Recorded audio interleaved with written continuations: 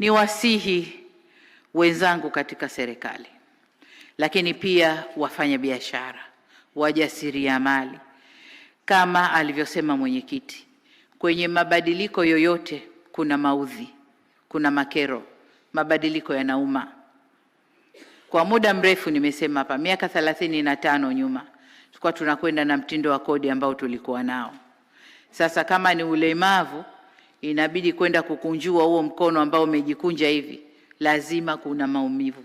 Mkono unataka kunyooshwa, maumivu yatakuwepo. Niwaombe twende na mtindo wetu ule ule wa R4 wa kujadiliana, kuvumiliana, kuwasiliana, kustahamiliana, tujenge upya nchi yetu.